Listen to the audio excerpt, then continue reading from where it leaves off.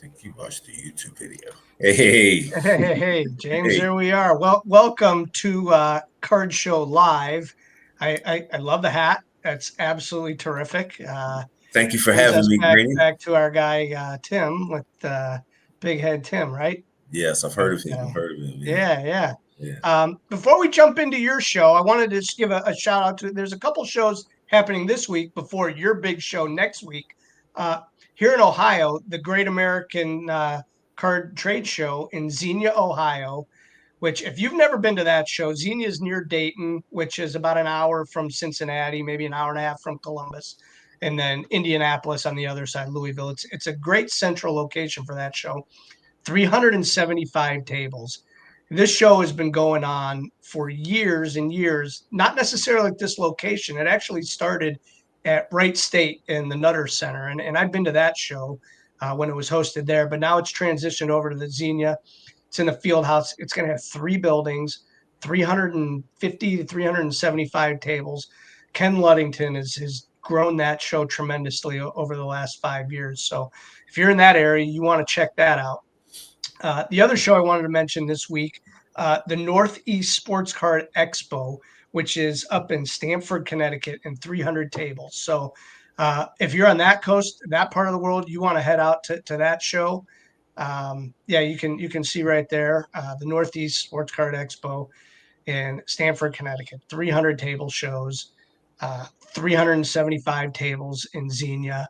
And then I'm sure if you pick up the Beckett Show calendar, there's card shows all over the country going on. Those are just two that we wanted to talk about this week. Ahead of next week's big show in North Carolina, and that's where James, we're going to go over your show a little bit, get the ins and outs. You got the Wilder guys there, and kind of take us through what people are going to expect to see. 500 tables? 532 to be exact. To be Perfect. exact, yes. Well, first of all, I want to thank you for having me on the show. Jeremy, I want to thank you for that awesome intro. You guys definitely did your research. I love it. hats, hats off to you, my friend. Yeah. Speaking of the hat, real quick about the hat. So this hat was inspired, for me, it was inspired by a yellow tux Jesse of the Savannah Bananas. Sure. I was looking for like a something to stand out with, right? So it was, I know it's hard to get it. There you go. So I was looking for a piece that I could use to stand out. And I was looking for a big hat. He wears the yellow top hat. So I typed in, big hats, oversized hats. And I found the company that makes these hats. And recently somebody did bring, it was probably a couple months ago, actually. Somebody brought to my attention the other gentleman in the hobby that wears the hat. I've looked at some of his content. He's awesome too. I love he's got a lot of hats too. So it's pretty awesome.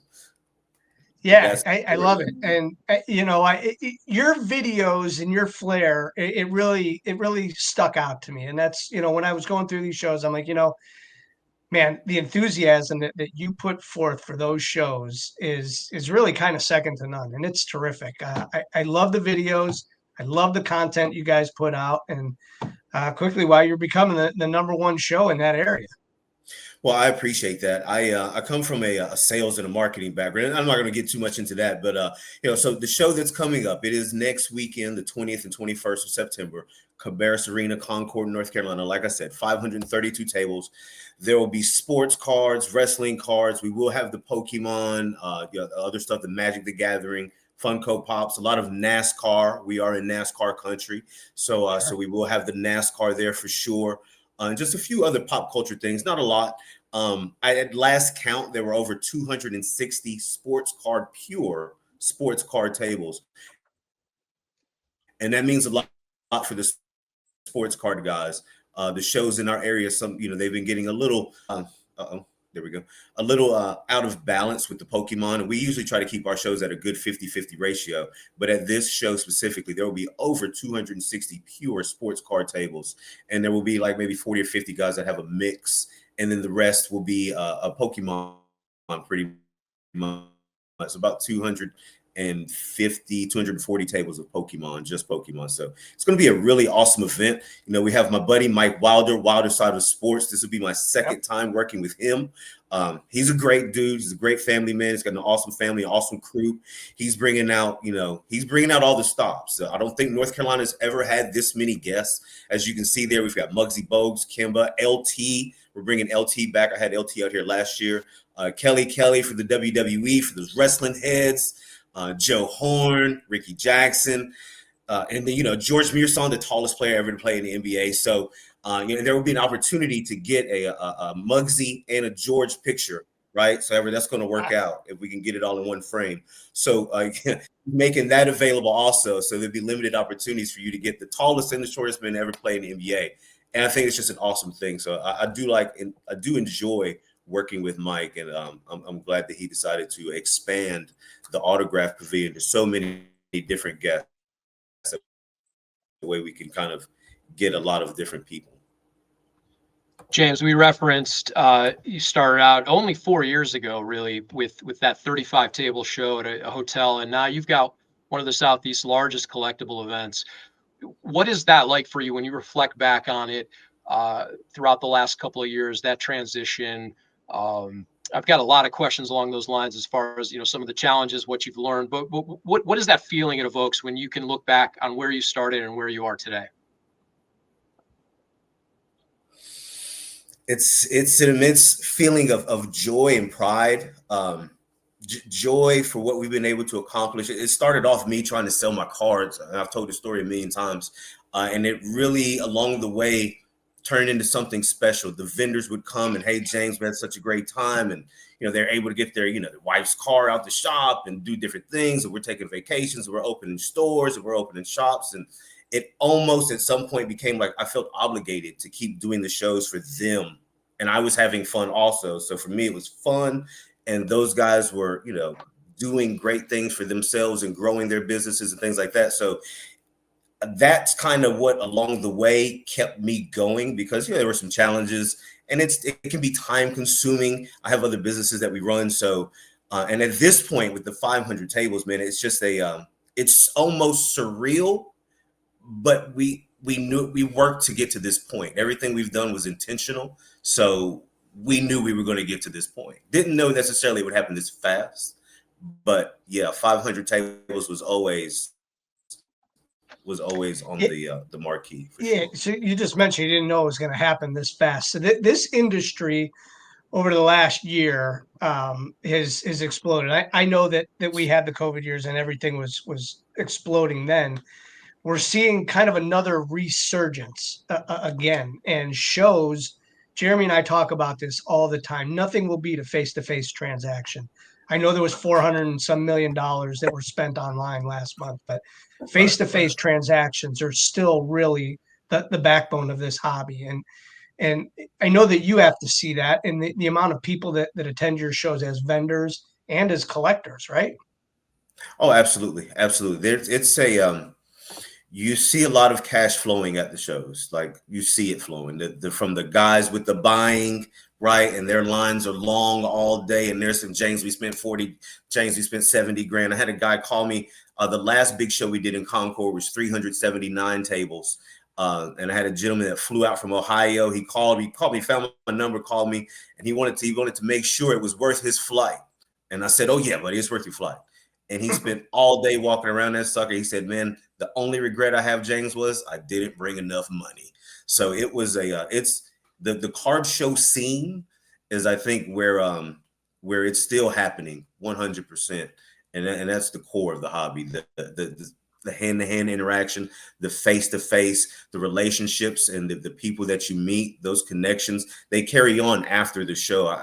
Plenty of guys tell me, oh yeah, I've been buying for him for the last 4 months. I'm like, oh yeah? He's like, oh yeah, met him at the show. He calls me every 2 weeks. We do deals, we meet, we trade. And it happens continuously after the show. So yes, offline, there's so much action going on, 100%. Yeah, they have no idea. James, what do you think separates a good card show from a great one?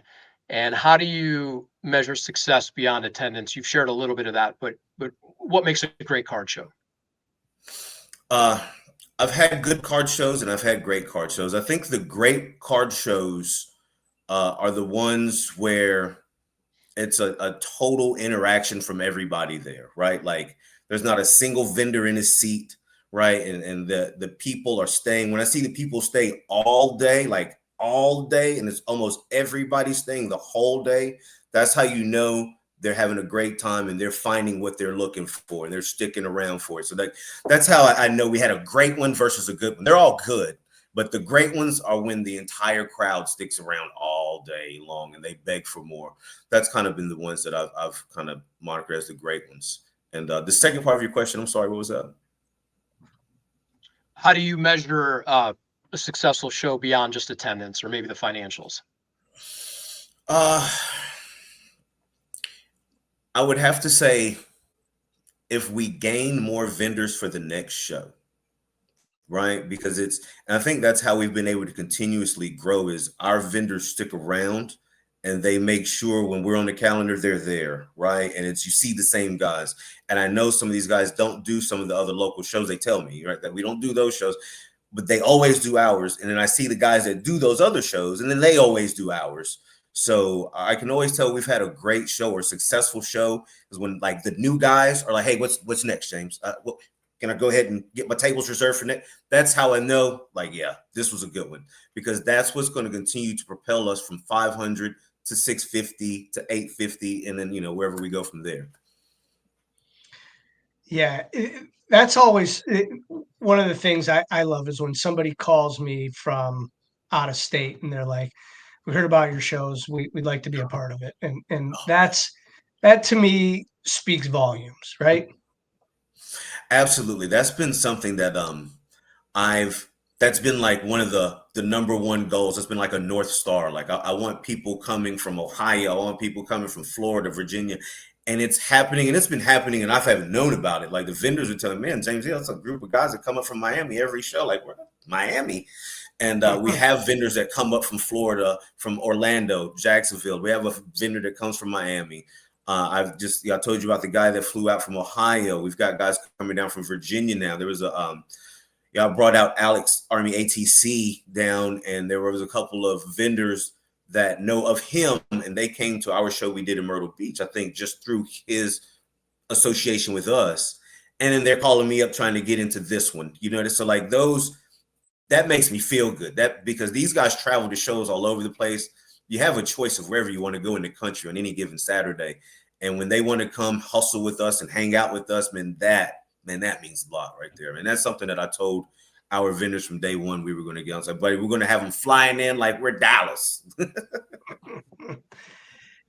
James, Greenie and I have talked about this weird dichotomy of being an event producer where you have to live in the future while also staying present. You're thinking about things 4 months, 6 months, a year from now, dates out into the future, but you have to stay present and be aware of what's going on and interacting with your stakeholders. You use social media in a tremendous way. How do you stay connected to the collector community as part of social media, and what role does that play for you? Well, if they don't know about you and nobody knows about you, they don't know about you, right? And social media, right? And nobody knows about you, right? So I mean, and that's a philosophy that I hold every day. Nobody knows about us, right? So I have to yell it to the high heavens every day. And social media is that vehicle because it is that vehicle. That's the way you get information out to the masses nowadays.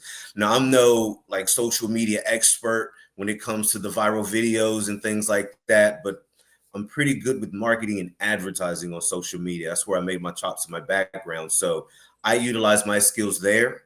And then, the rest of it is, to put the information out, and then it's me having fun. I enjoy shooting the videos. My wife doesn't, but I enjoy making her shoot them with me. But yeah, I enjoy shooting the videos. I get to be James, right? And it's a part of the show, and it's something that I enjoy, and I enjoy doing it. And it's something I never want to stop doing. So I guess that's how I stay connected to the community with it is there's a passion for just making sure everybody's happy, right? And making sure they all know about the show. Social media is that outlet for us. Of all the shows that you've done, and there's been plenty, is there a moment at any one of your shows that sticks out and you're like, man, this is why I do it?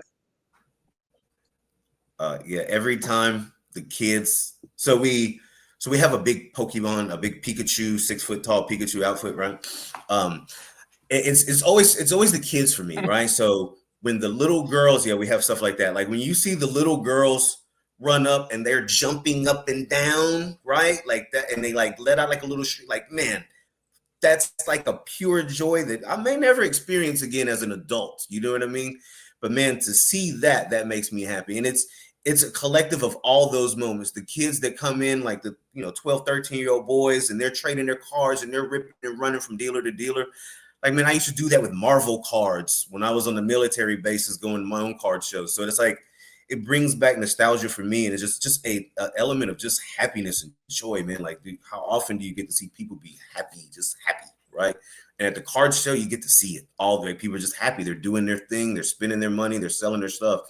And like, that's it for me, man. Like the moments of happiness, everybody being happy, especially the kids, the girls jumping up and down, the boys at the tables. Like, that's my thing, man.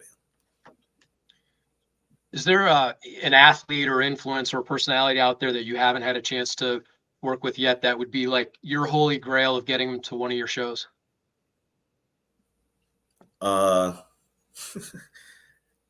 mean, I would say Tom Brady. It's Tom, right? It's the greatest.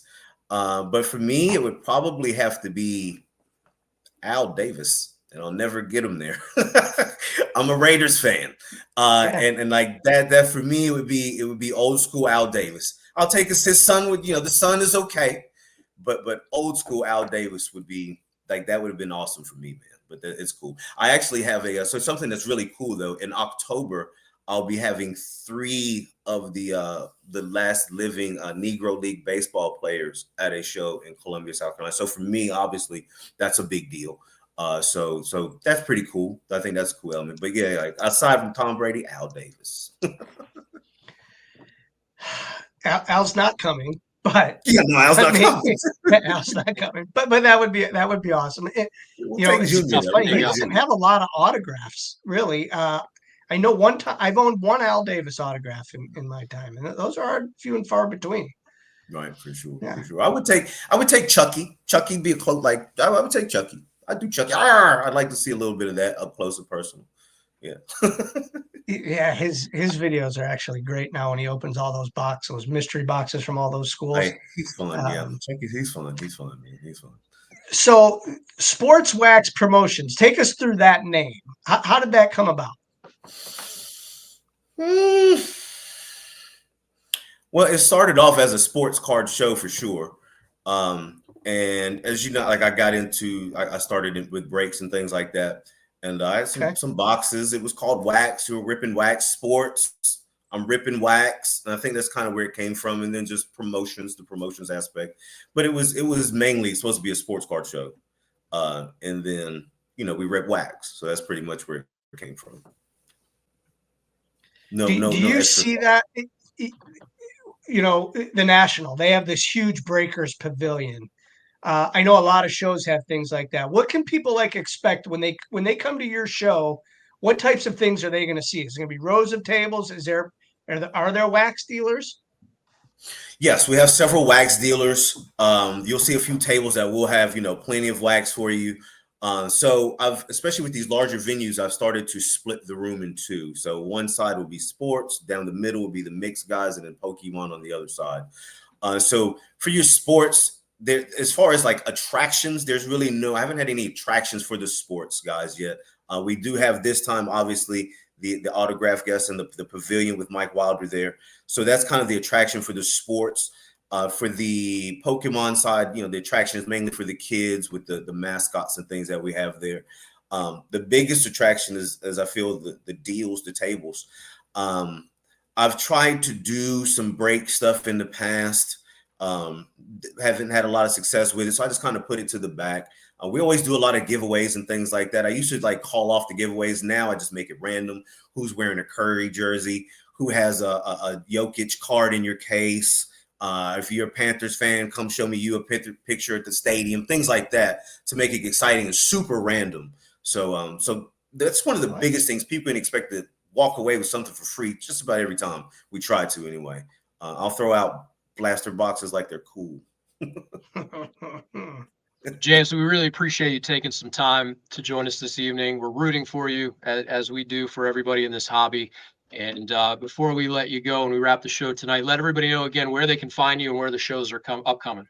So our upcoming show, the very next upcoming show, September 20th and 21st, Concord, North Carolina. We've got 532 tables, autograph pavilion run by my friend Mike Wilder with Muggsy Bogues, Kimball Walker, Kelly, Doc Gooden, and more. We'll be in Columbia, South Carolina, October 18th. Smaller show, 250 tables. We will have 3 of those Negro League players there with us. And we're going to end the year out at our home show. Mooresville's kind of like our home location.